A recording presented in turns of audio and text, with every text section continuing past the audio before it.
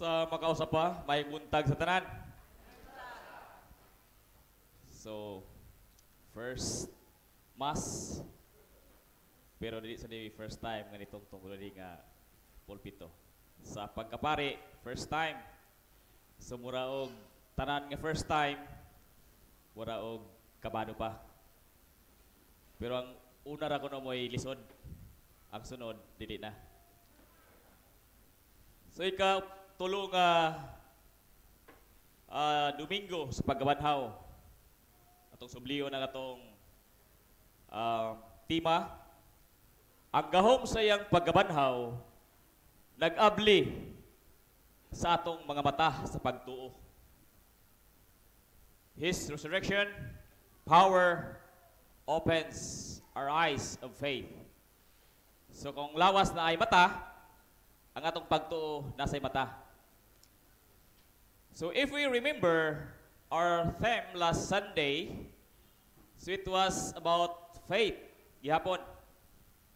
His resurrection power strengthens our faith. Pagpalig-on sa atong pagtuo. If our faith has been strengthened, our eyes of faith is open. So if we notice, there is a progression sa atong tema. Pasumpay-sumpay ang atong tema from one step to the next. So nagyoy pag-uswag diha sa atong pagkinabuhi at tubangan sa Dios. Ilabi na diha sa atong pagtuo sa Dios. Pag-uswag. Pares akong example lang akong kagalingon, di sa ingon nga akong ipanghinambog, akong ibaligya akong kagalingon. So example lang ni. Di masay ko politiko. So before dugay ako kay istorya ni Bishop nga i-ordain ka Brad M sa pagkadikon. Dugay na kay to. Pila na katuig. Nangawala na lang man member na ni wa pagyapon ko na ordain pagkadikon. So ang tod niya ang panahon nga na-ordain ko pero sa una-una ma-ordain o dili ma-ordain maura man. Mangalagad man gihapon sa Ginoo. Pero ang plano sa Ginoo, lahi gid ang plano sa Ginoo. Gikan sa paggaliti nahimong dikon ug wala na gani ko nangandoy nga mahimo pa kong pare. Pagka-order na kong dikon, ordain og dikon, niabot ang panahon nga mura og katapusan na ba? End of the world na sa akong kinabuhi. Og tungod niadto nagsigi og simba. Di ko na ko nadto. Kadadlaw gyud. Pero why ko naglo nga mahimo ka nagambisyon ko nga pare. Kay bisan si Bishop ni nga ayang gi-declare nga mahimong pare, wala ko appeal. Pero ang akong pagsimba matagadlaw, wala to nagpasabot nga gusto gid ko mahimong pare.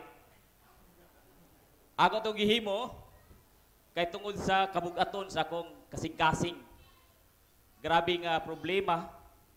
So ako tong gihimo para mahimong magaan ang akong problema, ang akong grabe nga kabug-at nga usahay maka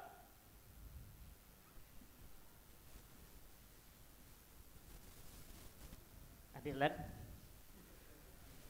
dili mayo ba pero kung sa una akong pamilya manggod. So ang akong pagsimba matagadlaw nag-workout, so nahimong nagaan-gaan ang akong kining gabug-aton sa akong kasing-kasing, manahuna. O ako gitong gi-maintain hangtod karon. O sa grasya sa Ginoo, iya po kong gi-relieve sa mga kabug-aton. O wala sa dako damha, nga ngingon si Bishop nga iapil kapag ordain sa pagkapari. So, wala ko nireklamo kay basig gabaan ta. ang gusto i-about nga na ay progression. So diya sa atong pagkinabuhi sa pagkakristohanon, dili kita magpabilin nga kung unsa ra ta karon. So nagid tay paglambo diha sa pagtuo sa Ginoo. So balik sa atong tema, His resurrection power opens our eyes of faith. And Matthew 6:22 says, "The eyes are like the lamp for the body. If your eyes are sound, your whole body will be full of light." Sound, word nga sound ini, kanang condition, mayong kondisyon. So kung mayong atong mata, mapuno-kuno sa kahayag ang atong lawas. Kung gulay butang, nga dili nato makita. And these sound eyes will see the light, which is His word,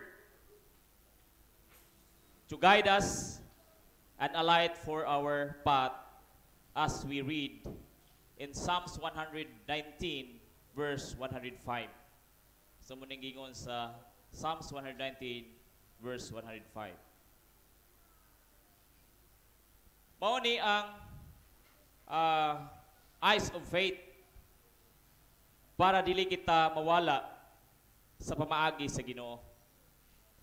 Para makaila kita sa mga butang nga iya sa Ginoo ug makita nato ang katingalahang mga butang nga gihimo og pagahimuon pa sa Ginoo sa atong kinabuhi kung kita magmasinugtanon kaniya.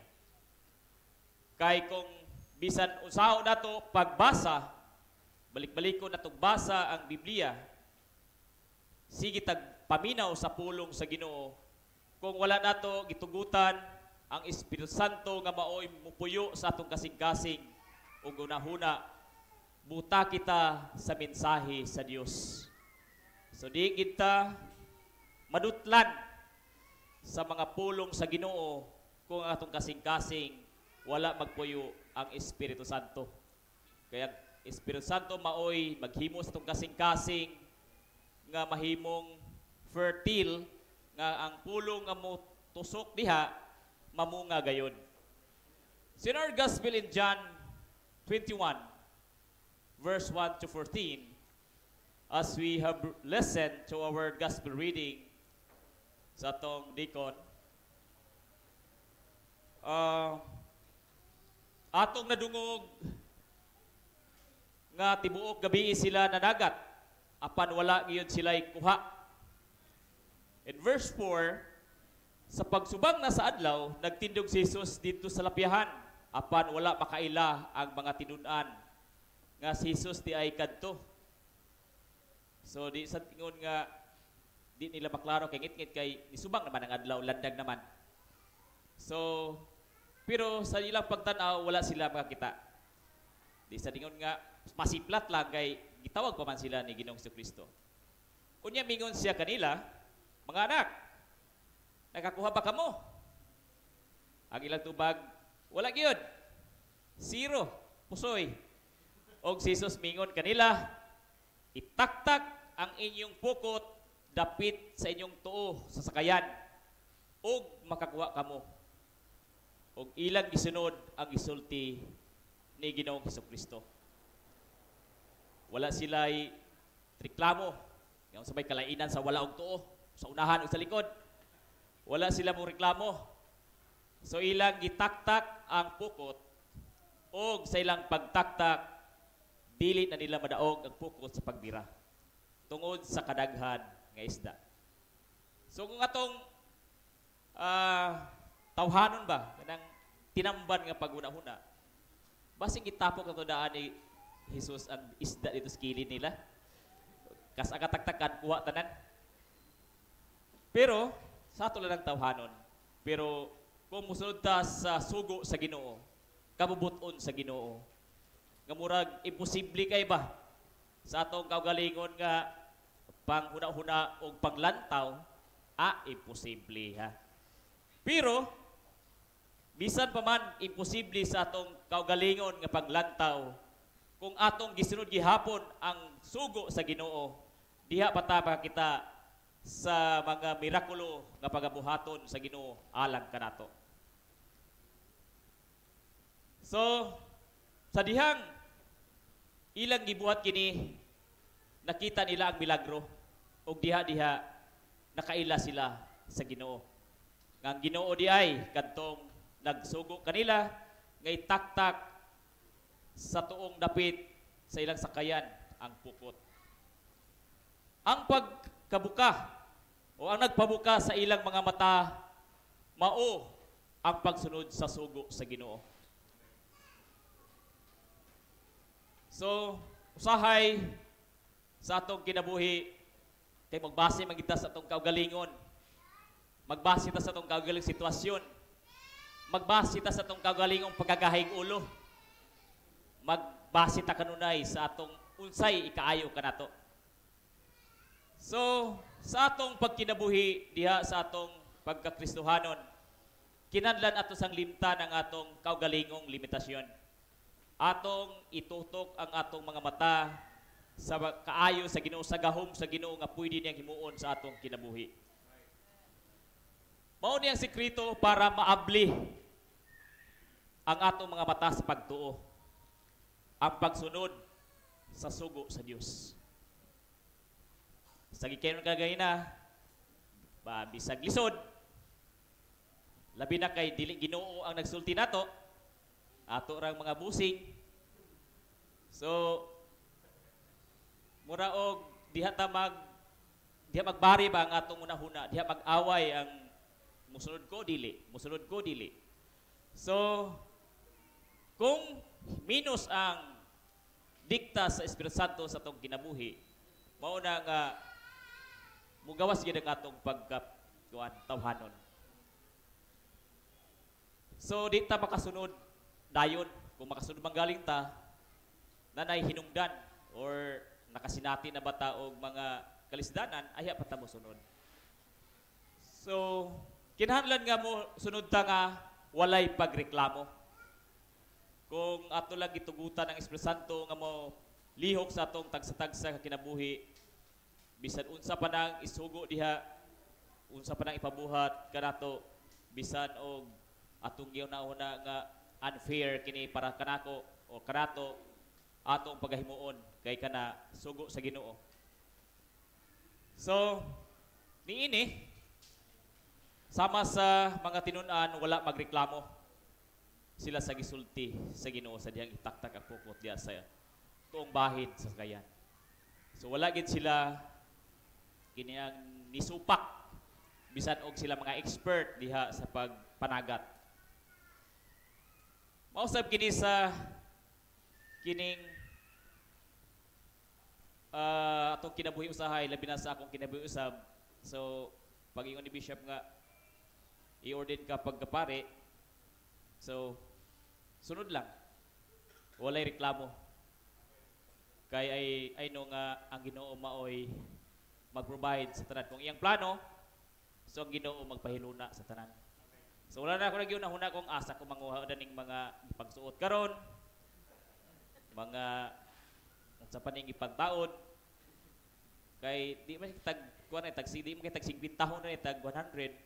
So mahal-mahal sa baya. So muna nga ikaw na bahala Ginoo kay nakahibalo magigga unsa ang akong kapasidad karong panahona. So ang pagsalig ra gid sa Ginoo ang atong mahimo.